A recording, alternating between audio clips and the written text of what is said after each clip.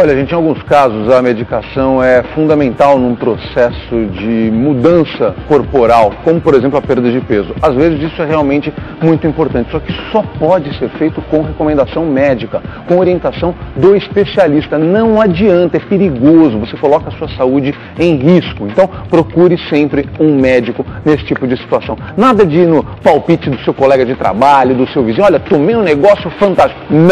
Não faça isso, você coloca a sua vida em perigo. Certo, Cris? Certo. Você falou de palpite, viu, Celso? Sabe o que acontece às vezes? As mães, os pais vão para o parquinho, vão para algum lugar ou para uma escola, vem o filho lá e fala, puxa, meu filho está tão baixinho, está abaixo da média, queria que ele crescesse mais, o amiguinho está mais alto, e agora, o que eu faço? Será que meu filho é baixinho? Tem como a gente calcular se seu filho está abaixo da altura correta para a idade, para o peso dele, e saber também se ele vai conseguir crescer. Tem ajuda médica para isso, mas precisa do pediatra, do médico. Você vai aprender agora como fazer isso, como acompanhar com o médico e também saber se ele pode crescer e o quanto ele vai crescer nessa reportagem. Hoje, Giovana tem quase a mesma altura da mãe, o que parecia longe de conseguir. A menina tem baixa produção de GH, o hormônio do crescimento, que começa a fazer efeito quando a criança ainda está na barriga. Eu sempre me achei mais baixa do que todo mundo, mas era normal, sabe? Que meus pais são baixos. Compare essas fotos. Giovana aos 7 e depois aos 8 anos. De um ano para o outro, ela continuou do mesmo tamanho. Aí foi a hora de procurar o pediatra, que tinha medidas e pesos anotados. No gráfico de crescimento, Giovana estava, de fato, abaixo da média para as garotas da mesma idade. Às vezes a gente comparava com outras crianças, então sempre tinha aquilo, mas também o pai e a mãe são maiores. O tamanho dos pais realmente influencia, e uma conta simples pode dar uma ideia da altura que a criança vai ficar. Veja só, some a altura exata do pai e da mãe, tire 13 centímetros e divida o total por 2, e você vai chegar à média da altura da sua filha. Se o cálculo for para um menino, em vez de subtrair, some 13 centímetros, e no final também divida por 2 para ter o resultado. Patrícia nem imaginava que poderia ter descoberto bem antes a deficiência na produção do hormônio do crescimento que impediu Giovana de crescer por um bom tempo. Eu sou pequena, meu marido também. Então assim, eu achava que estava tudo dentro da média, né? Por isso a frequência ao pediatra é muito importante. No primeiro ano de vida, as consultas devem ser mensais. No segundo ano, a cada 3 meses. Dos 3 aos 7 anos, de 6 em 6 meses.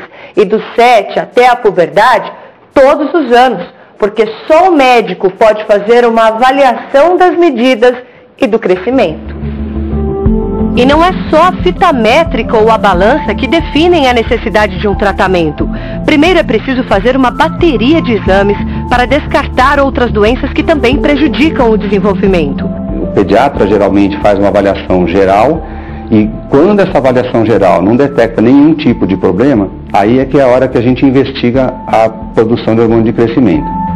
Entre os exames mais importantes está uma radiografia das mãos.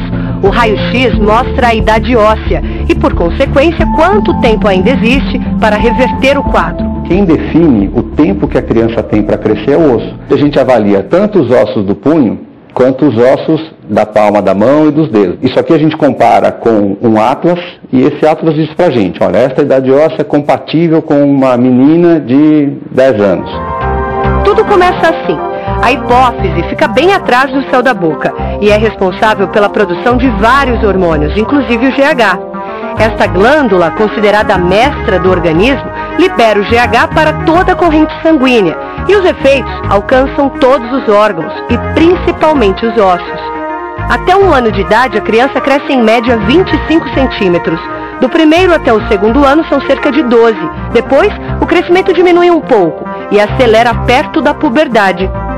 Depois que a menina menstrua e o garoto tem a primeira ejaculação, as chances de crescimento reduzem muito.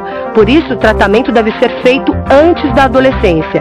Quanto mais cedo a gente começar o tratamento, melhor. A puberdade estabelece o tamanho final da criança. E então não há mais como crescer. Não tem mais como crescer. Nem com o hormônio de crescimento vai crescer.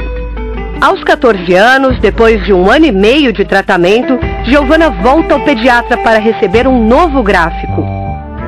quando atingiu pouco mais de 1,50 m, pediu para interromper o tratamento. Já estava satisfeita com o tamanho. Chegou uma hora que eu falei assim, pronto, já deu, já tomei 500 picadas, não aguento mais. O tratamento é feito com a injeção subcutânea do hormônio do crescimento, que a partir da década de 80 passou a ser produzido em laboratórios. A aplicação deve ser diária. Existem seringas, canetas e aparelhos mais modernos que facilitam. Como o hormônio é tomado à noite e por um período longo, de mais de um ano na maioria dos casos, é sempre alguém da família que aplica. Um desafio foi encontrar o medicamento, que é muito caro, quase R$ 2.500 por mês. Tem na rede pública, mas não foi tão fácil para a Patrícia conseguir. É um processo demorado, mas vale a pena. A altura não é só uma questão estética. Ele é um hormônio que permite que a composição corporal da criança e do adolescente fique normal. Além disso, muitas crianças sofrem bullying por causa da deficiência do hormônio de crescimento. A falta do GH provoca problemas psicológicos e sociais. No caso dos meninos, as queixas geralmente são mais frequentes. As famílias toleram um pouco mais uma menina que é um pouco mais baixa do que um menino que vai ser mais baixo. Isso é uma questão muito sociocultural. Hoje, rever as fotos antigas é motivo de risada para Dave. Ele cresceu 10 centímetros em um ano. Pode chegar a 1,70 m. Sem o tratamento, não atingiria nem 1,50 m. Ele quis fazer o tratamento e calhou justo uma época que ele começou a jogar bola e o professor deu um toque e falou assim, ele tá baixinho perto da turma. Nas fotos do futebol se percebe. Eu queria também crescer um pouco por causa da turma. A sensibilidade às injeções depende da pessoa, mas para eles valeu a pena. Tá perdendo roupa, né? Isso é verdade. As roupas duravam, agora tá perdendo roupa. Todo mundo falou que eu tô maior. Foi bom, né? Eu me surpreendi, porque eu ia ficar com muito menos. Tipo, eu não fiquei alta, mas em comparação ao que eu ia ficar, tá ótimo.